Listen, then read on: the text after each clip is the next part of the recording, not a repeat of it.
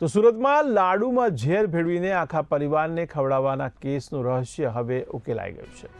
તો ઉત્તરાયણની સાલિગ્રામ સ્ટેટ્સ જેવી પોશ સોસાયટીમાં ધાર્મિક આસ્થાની પ્રતીક સમાન પ્રસાદનો ઉપયોગ કરી ગોરધનભાઈ ડોંડાના પરિવારને મોતના મુખમાં ધકેલવાનો પૂર્વ આયોજિત પ્રયાસ કરવામાં આવ્યો હતો। આ મામલે ઉત્તરાયણ પોલીસે તપાસ તેજ કરતા પાડોશી મહિલા દ્વારા જ આખું પરિવાર ખતમ કરવાનું ષડયંત્ર ઘટાયું હોવાનું બહાર આવ્યું છે। ત્યારે પોલીસે આ મામલે પાડોશી મહિલા ઉષા મહેન્દ્ર નાકરાણી સામે ગુનો દાખલ કર્યો છે। તો પોલીસે આરોપી મહિલા સામે ભારતીય ન્યાય સંહિતાની કલમ 123 મુજબ ગુનો નોંધ્યો છે, જે ગુનાહિત ઇરાદાથી ઝેર અથવા નશીલા દ્રવ્ય દ્વારા ઈજા પહોંચાડવા સાથે સંબંધિત છે।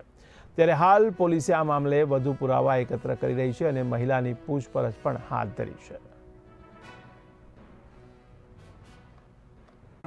જે છે એના દરવાજે જે લોખંડની ગ્રીલ છે અને લાકડાનો દરવાજો, આ બંને વચ્ચેના ભાગમાં એક ટ્રાન્સપરન્ટ જે પ્લાસ્ટિકની પોલિથીનની બેગ હોય છે, જે બેગની અંદર એક પીળા કલરનો લાડવો અને બીજો ચૂરમું જે બનાવેલો લાડવો હોય છે એ ત્યાં પડેલો હોય છે। એટલે ગોરધનભાઈને એવું થાય છે કે આ જે કોઈ પ્રસાદી છે એ પોતાના ઘરની બહાર મૂકી ગયું છે અને પોતાના ઘર માટેની આ પ્રસાદી છે, એટલે એ પ્રસાદી લઈ અને ગોરધનભાઈ જે છે એ પોતાના ઘરે જાય, અંદર પ્રવેશ કરે છે। અંદર એમના પત્ની, એમના દીકરાની વહુ અને એમની પૌત્રી આ પણ હાજર હોય છે। એમાં ગોરધનભાઈ જે છે આ પ્રસાદી જે છે એની અંદરથી થોડો જે પ્રસાદી છે એ ગ્રહણ કરે છે અને એમના દીકરાની વહુ પણ જે છે એ આ પ્રસાદી થોડી લે છે। એમના ગોરધનભાઈના ધર્મપત્ની અને એમની પૌત્રી જે છે આ પ્રસાદી લેતા નથી।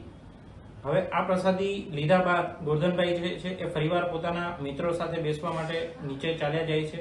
થોડીવાર પછી એમની તબિયત જે છે એ બગડે છે અને એમને એ બેભાન અવસ્થામાં હોય છે, એટલે એમના મિત્રો જે છે તાત્કાલિક સુરતની જે ખાનગી હોસ્પિટલ છે એમના ખાતે એમને લઈ જવામાં આવે છે અને પરિવારને આ બાબતની જાણ કરવામાં આવે છે।